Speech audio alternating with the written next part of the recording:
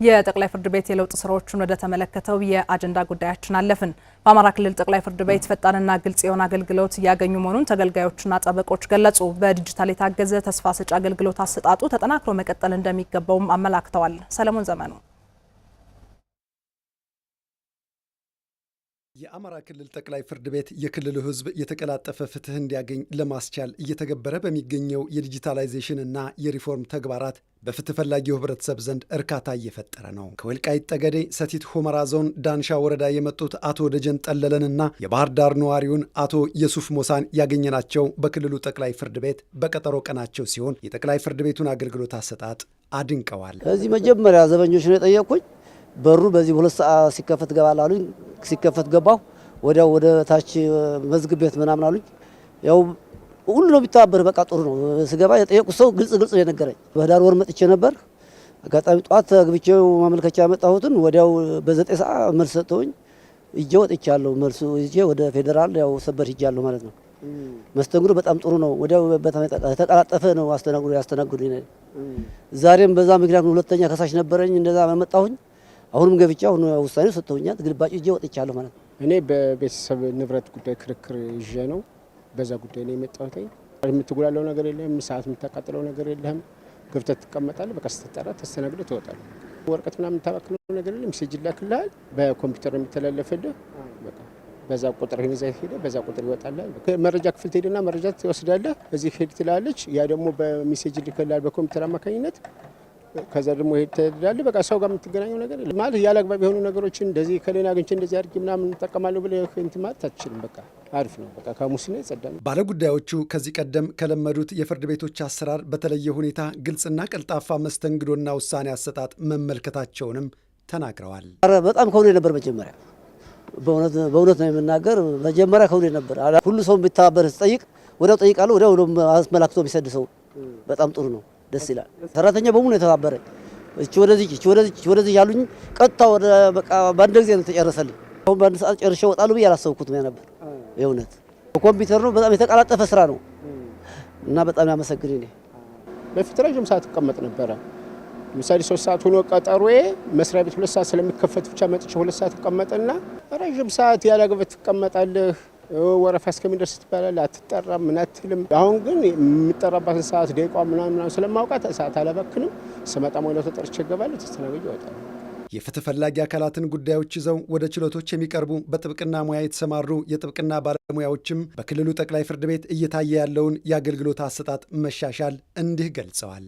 በተለይ ይህን ዲጂታላይዜሽን ከመሆኑ የተነሳ የመጡ የስራ ማቀላጠፍ ሁኔታዎች አሉ። ደንበኞች በየቦታው ተዝረክርከው አይታዩም። ቀጠሮ ቀናችንን በዚሁ በዲጂታላይዜሽን ሲስተም በኮምፒውተር ራሳችን የምናይበት ሁኔታ ተፈጥሯል። ፋይል ካስከፈትን በኋላም ችሎታችን ሂደን ቁጭ ብለን መጠባበቅ ነው እንጂ ሂዶልናል አልሄደልንም በሚል ቁጭ ብለን የምንጉላላበት ሁኔታ የለም። አሁን በዘመናዊ መንገድ ከለውጥ ከፍተኛ ለውጥ አለ። ስራዎች በዲጂታል ሲስተም በኢፋይሊንግ የሚባል አለ። በዛ ሲስተም ሰዎች በዛው ይዳኙበት በነበረው የወረዳ ያሉ ከከፍተኛም ደግሞ ወደ ጠቅላይ ፍርድ ቤት ሲመጡ በሲስተም በኢፋይሊንግ ነው መዝገብ እያስከፈቱ ያሉት። ይህ በከፍተኛ ሁኔታ መመላለስን አላግባብ ወጪን በጣም ይቀንሳል። ለውጡ በክልሉ ፍትህን ለማስፈን መልካም ጅማሮ በመሆኑ ተጠናክሮ ሊቀጥል ይገባዋል ነው ያሉት ባለጉዳዮቹም። የአማራ ክልል ጠቅላይ ፍርድ ቤት ባለፉት 9 ወራት ከቀረቡለት ከ350 ሺህ በላይ የክስ መዛግብት ውስጥ ከ90 በመቶ በላይ ለሚሆኑት ውሳኔ መስጠቱን አስታውቋል። ተቋሙ የህፃናት የሴቶችና የልዩ ድጋፍ ፈላጊዎችን ተጠቃሚነት ባረጋገጠ መልኩ የፍትህ ስርዓቱን ተደራሽ የማድረግ ስራም በስፋት እየሰራ መሆኑ ተመላክቷል። ከዚህ ጉዳይ ጋር በተያያዘ ዘጋቢያችን ዘመኑ ይርጋ የጠቅላይ ፍርድ ቤቱን የዲጂታል ጉዞን ጨምሮ ተቋሙ ባለፉት 9 ወራት ያከናወናቸውን ዋና ዋና ተግባራት በተመለከተ መረጃ ሊያደርሰን ስቱዲዮ ይገኛል። ዘመኑ እንደምን ውለሃል? እንደምን ውለሻል? አስፈልግ ደህና ነኝ። ያሉ መረጃዎች መቀጠል ትችላለህ። መልካም የጠቅላይ ፍርድ ቤቱን አጠቃላይ የለውጥ ጉዞና የባለፉት 9 ወራት አፈጻጸሙ በተመለከተ ባለን አጭር ሰዓት የተወሰነ ማንሳት እንፈልጋለን። እንግዲህ ጠቅለል ሲል የፍርድ ቤቶች ሚና ፍትህን ማስፈን ነው። ከዛ ባሻገር እንግዲህ የዜጎችን መብትና ደህንነት ማስጠበቅና ጠቅለል ሲል ደግሞ ሰላምና መረጋጋትን የህግ የበላይነት እንዲሰፍን ማድረግ ዋና ተልኳቸው እንደሆነ የምናውቀው ጉዳይ ነው። ባለፉት 9 ወራት የአማራ ክልል ጠቅላይ ፍርድ ቤት በተለይ ከተደራሽነትና ከተግባራት አፈጻጸም አኳያ ምን አበይት ተጨባጭ ውጤቶች መጡ የሚለው ነገር በተወሰነ መንገድ እናንሳ። እንደምናውቀው እንግዲህ በክልሉ ወደ 221 ፍርድ ቤቶች እስከ ታችኛው የወረዳ ፍርድ ቤት ድረስ ይገኛሉ። እነዚህ ፍርድ ቤቶች እንግዲህ ባለፉት 2 ዓመታት በነበረው የሰላም ጦት ምክንያት የተወሰነ ችግር ቢኖርባቸውም አሁን ግን ሁሉም ወደ ስራ መግባታቸው ነው እንግዲህ ከጠቅላይ ፍርድ ቤቱ ያገኘነው መረጃ የሚያመላክተው። ከቀረቡ መዛግብቱ ውስጥ ደግሞ 353 ሺህ ወደ 544 መዝገቦች ናቸው እንግዲህ በ9 ወር ውስጥ የቀረቡ። እነዚህም እንግዲህ በአጠቃላይ ጉዳያቸው የታየላቸው 90.1 ከመቶዎቹ እልባት የተሰጣቸው ናቸው። አፈጻጸሙ ምን ያክል ከፍ ወዳለ ደረጃ መምጣቱን እንመለከታለን። ከዛ ባሻገር እንግዲህ በተዘዋዋሪ ችሎትም የታየላቸው መዝገቦች አሉ። ወደ 2643 የሚሆኑ መዝገቦች በተዘዋዋሪ ችሎት የታዩ ናቸው። ከዛ ባሻገር እንግዲህ ፍርድ ቤቱ አንዱ ለዜጎች ከሚሰጠው አገልግሎት መካከል ነጻ የጥብቅና አገልግሎት መስጠት ነውና በጠበቆችና በተለያዩ የህግ ባለሙያዎች አማካኝነት ነጻ የጥብቅና አገልግሎትም እንዲያገኙ ተደርጓል። ወደ 4135 ዜጎች እንግዲህ በዚህ ተጠቃሚ የሆኑ ዜጎች ናቸው በ9 ወሩ። ከዛ ውጭ የጠቅላይ ፍርድ ቤቱ ከሚያከናውናቸው ተግባራት አንዱ ያካቶ ስራ ነው። እንግዲህ የአካታችነትና ልዩ ድጋፍ ለሚያሻቸው የህግ እና ምክር አገልግሎት ለሚያስፈልጋቸው ዜጎች አገልግሎትን በ9 ወሩ ተደራሽ ማድረግ ችሏል። ከዚህ ውስጥ እንግዲህ ጠቅለል ሲል እንደ ጠቅላይ ፍርድ ቤት የሴት ዳኞች ድርሻና በአጠቃላይ የሴት አመራሮች ድርሻ ከፍ ወዳለ ደረጃ ደርሷል። 27.7 ከመቶ የሚሆኑት እንግዲህ በሴቶች የተሸፈኑ ቦታዎች ናቸው። አጠቃላይ የዳኝነት ስርዓቱ ማለት ነው። ልዩ ድጋፍ ለሚያስፈልጋቸው ዜጎችም እንግዲህ የቅድሚያ በመስጠት 100% ልዩ ድጋፍ ለሚያሻቸው ዜጎች በ9 ወር ውስጥ ድጋፍ መደረጉ ተመላክቷል ማለት ነው። በ31 ወረዳዎች ደግሞ የህፃናት ችሎት ተቋቁሞ እንግዲህ የህፃናት ችሎት እንዲደረግ ተደርጓል። 501 ህፃናትም እንግዲህ በዚህ አጋጣሚ አገልግሎቱን ማግኘት ችለዋል ማለት ነው። እንግዲህ ፍርድ ቤቱ ጠቅላይ ፍርድ ቤቱ በዋናነት የዲጂታላይዜሽን ተግባር እያከናወነ ይገኛል። በተለይ የዲጂታል ፍኖተ ካርታን በመቅረጽ እንግዲህ ጠቅላይ ፍርድ ቤቱ የዲጂታል ጉዞውን አድርጓል። የ3 ዓመት የዲጂታል እቅድ ስራ ተግባራዊ አድርጓል። የምዕራፍ 1ን አጠናቆ ወደ 2ኛውና ወደ 3ኛው ምዕራፍ እየገባ እንደሆነ እንግዲህ መረጃዎች የሚያመላክቱት። በዚህ መሰረት ወደ 2.89 ቢሊየን የሚፈጅ የዲጂታል ስራ ነው እስከ ወረዳ ድረስ እየተከናወነ የሚገኘው በጠቅላይ ፍርድ ቤቱ ማለት ነው። ከዚህ ውስጥ መካከል እንግዲህ ቀደም ብለን በዜናም እንደተከታተል ነው የስማርት እና የቪዲዮ ችሎት ማስቻል ተጀምሯል። በቴክኖሎጂ ሰው ባለበት ሆኖ ማለት ነው የፍርድ ሂደቱን መከታተል የሚችልበት ደረጃ ደርሷል። ይሄ በጣም ቀላል የሚባል አይደለም ማለት ነው። ከዛ ባሻገር ኢፋይሊንግ የሚባለው ሲስተም ከዚህ በፊት በወረቀት ማመልከቻ እና ሌሎች ክሶች ይቀርቡ ነበር። አሁን ግን በኢፋይሊንግ ሲስተም ነው እንግዲህ አጠቃላይ በዚህ የዳኝነት ስርዓቱ እየተከናወነ የሚገኘው። ድምጽን ወደ ጽሁፍ የሚቀይር ቴክኖሎጂ ሁሉ ወደ ተግባር ተገብቷል። በአጠቃላይ የሞጁላር ዳታ አጠቃላይ የፍርድ ሂደቶች በሞጁላር ዳታ እንዲመሩና ወደ ሞጁላር ዳታ እንዲገባ እየተደረገ ስለመሆኑ እንግዲህ መረጃዎቹ የሚያመላክቱት። ከዛ ባሻገር እንግዲህ ከዚሁ ጎን ለጎን የሚያጋጥሙ የስነ ምግባር ግድፈቶችን በማረም የጠቅላይ ፍርድ ቤቱ ተግባራትን እያከናወነ ይገኛል። በ9 ወሩ 70 ዳኞች ላይ እንግዲህ የክስ ተመስርቶ ጥፋትና ውሳኔ እንዲተላለፍባቸው የተደረጉ አሉ። በ34 ሰራተኞች ላይ እንግዲህ ውሳኔ ተላልፈዋል ማለት ነው። ሙስና ለመከላከል እንግዲህ ይሄው ቴክኖሎጂ አጋዥ ሆኖ ስራዎች እየተሰሩ እንደሆነ ነው መረጃዎች የሚያመላክቱት። ጠቅለል ሲል የጠንካራ ፍርድ ቤቶች ሚና በዋናነት ፍትህን ተደራሽ ማድረግ ነው ለአገልግሎት ፈላጊው ማህበረሰብ ማለት ነው። በአጠቃላይ ያለኝ መረጃ ካለን ሰዓት አኳያ ይህንን ይመስላል። ስፈልግ ዘመኑ የጠቅላይ ፍርድ ቤቱን የዲጂታል ስራ እንዲሁም ደግሞ የ9 ወራት ዋና ተግባራትን ስላቀረብክልን እናመሰግናለን። አመሰግናለሁ። እዚሁ የአጀንዳ ጉዳያችን ላይ ቆይታ እናደርጋለን። የፍትህ ስርዓቱን ይበልጥ ተደራሽ፣ ቀልጣፋና ተአማኒ ለማድረግ የሚያስችሉ በርካታ የማሻሻያ ስራዎች መከናወናቸውን የሰሜን ሸዋ ዞን ከፍተኛ ፍርድ ቤት አስታወቀ። በተቋሙ ወደ ትግበራ የገቡ የፍትህ ስርዓት ማሻሻያዎችም ተገልጋዮች ያለምንም እንግልት እንዲስተናገዱ አስችሏል ነው የተባለው። ዮናስ ታደሰ በአማራ ክልል የፍትህ ስርዓቱን ይበልጥ ተደራሽ ቀልጣፋና ተአማኒ ለማድረግ የሚያስችሉ በርካታ የማሻሻያ ስራዎች ተሰርተዋል። በዚህ ረገድ በሰሜን ሸዋ ዞን ከፍተኛ ፍርድ ቤት ተገኝተን የሰሜን ሸዋ ዞን ፍትህ መምሪያ የወንጀል የስራ ሂደት አቃቢ ህግ አስተባባሪ አባቡዬ ወዳጄነህ ስለመጡት ለውጦች ነግረውናል። ከዚህ ቀደም የጥምር ምን ይባላል ይሄ በጋራ ፖሊ የፍትህ ስርዓቱ በጋራ የሚባል ጆይንት አፕ ጀስቲስ የምንላቸው የሚሰሩ ስራዎች አሉ። በተለይ ኮሚቴውን የጋራ አካል የሆነውን በህግ ደረጃ ወጥቶለት አብሮ ከምርመራ ጋር ከማረሚያ ቤት ጋር ከክስ ጋር እንደዚህ አጠቃላይ ያሉትን ከጠበቆች ጋር ያሉትን የጋራ መድረክ አለን። አንዱ እሱ ነው ትልቁ ለውጥ የምንለው አንዱ እሱ ነው። ሌላው ከተገልጋይ አገልግሎቱን ቀልጣፋ ከማድረግ አኳያም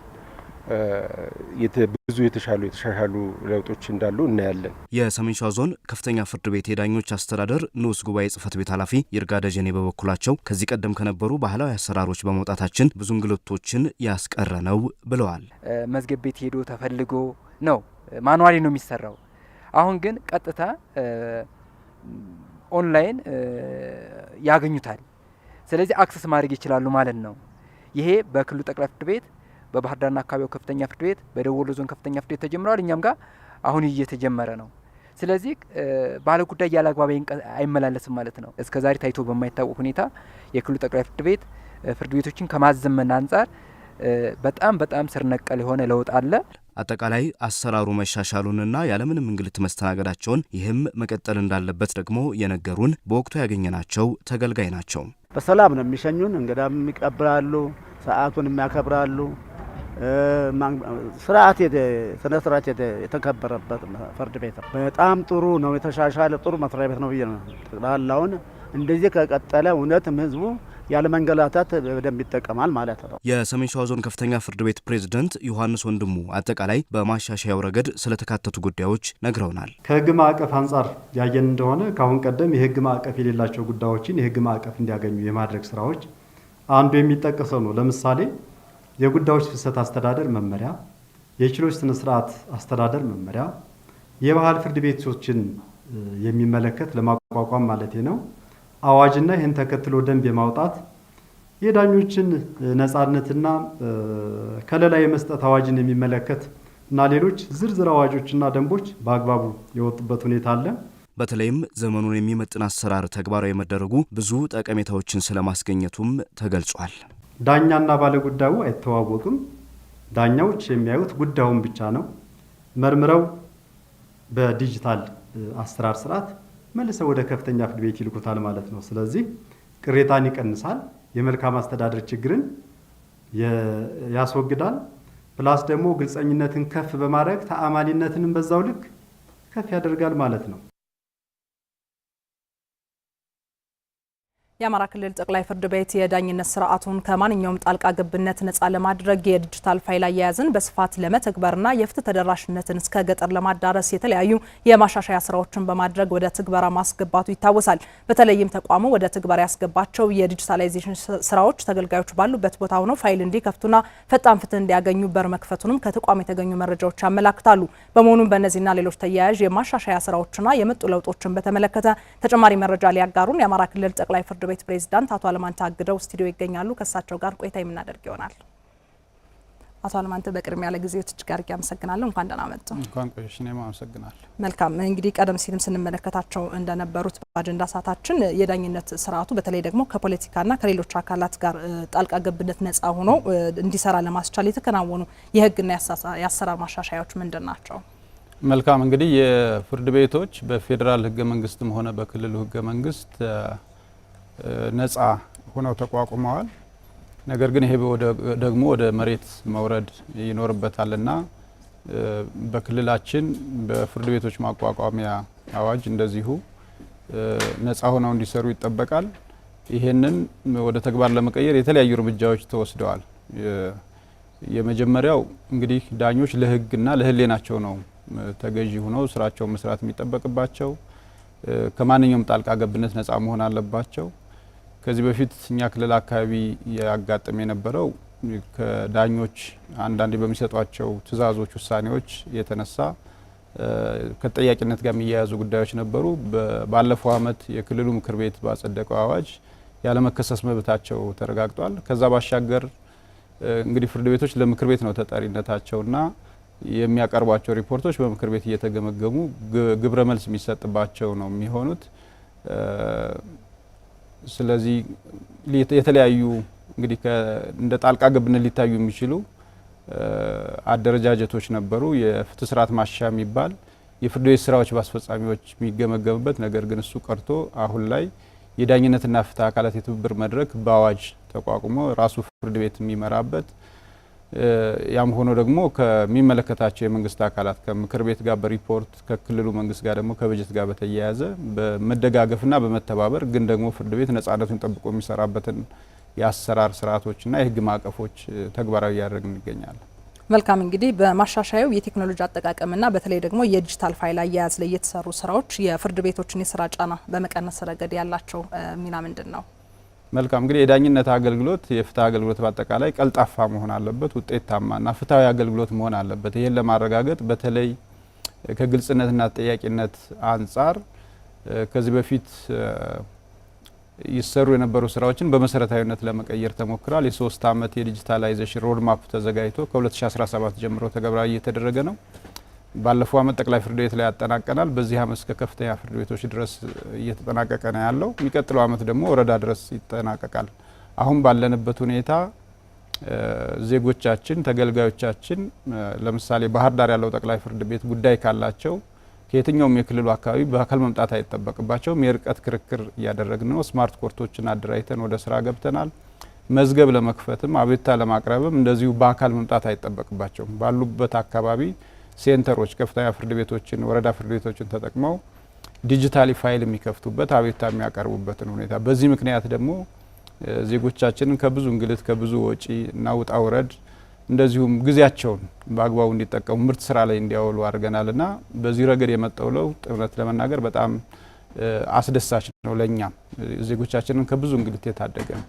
መልካም እንግዲህ በፍትህ ተደራሽነትን ለማስፋት የባህል ፍርድ ቤቶች ያላቸው ሚና እጅግ ከፍተኛ እንደሆነ ይታወቃል። ከዚሁ ጋር በተያያዘም የባህል ፍርድ ቤቶችን ከማጠናከር አኳያ የተሰሩ ስራዎችስ ምንድን ናቸው?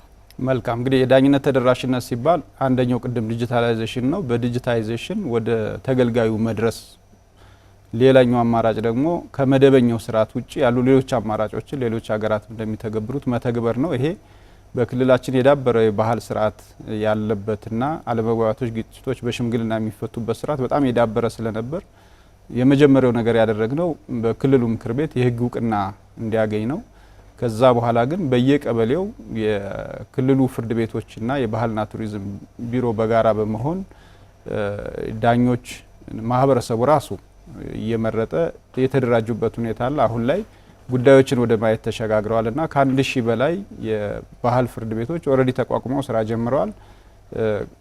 የቀሩትን ወረዳዎችና ቀበሌዎች ደግሞ በቀጣይ የምናጠናክር ይሆናል ማለት ነው። በዚህ ረገድ ማህበረሰቡ በቀላሉ እዛው ቀበሌው ላይ የሚያጋጥሙ አለመግባባቶችን፣ ግጭቶችን የሚፈታበትን ስርዓት የማዳበር ስራ እየተሰራ ነው ማለት ነው። እንግዲህ በመጨረሻም የዳኝነት ማሻሻያ ስራው ከተሰራ ጊዜ ጀምሮ ማለት ነው በህዝቡ ዘንድ ያለው የፍትህ ተጠቃሚነት እንዴት ይገለጻል? ታማኒነቱንም ጭምር። መልካም እንግዲህ የፍትህ የሚባለው ነገር የሚለኩበት የተለያዩ መለኪያዎች አሉት። አንደኛው ጥራት ያለው ውሳኔዎች የመስጠት ጉዳይ ነው። ይሄ መለኪያዎች አሉት። አሁን ላይ ጥሩ አይነት መሻሻሎች አሉ። ይሄ ደግሞ እንግዲህ የተቋም ማሻሻያ የዳኝነት ማሻሻያ ስራ እየሰራን ነው። የሚሰራው በሰዎች ስለሆነ የሰው ኃይል አቅም ግንባታ ላይ ሰፊ ትኩረት ሰጠን እየሰራ እንገኛለን። ትልቅ ኢንስቲትዩት የህግና የፍትህ ኢንስቲትዩት ተቋቁሞ እየሰራ ነው። በየጊዜው የዳኞች ውይይት አለ።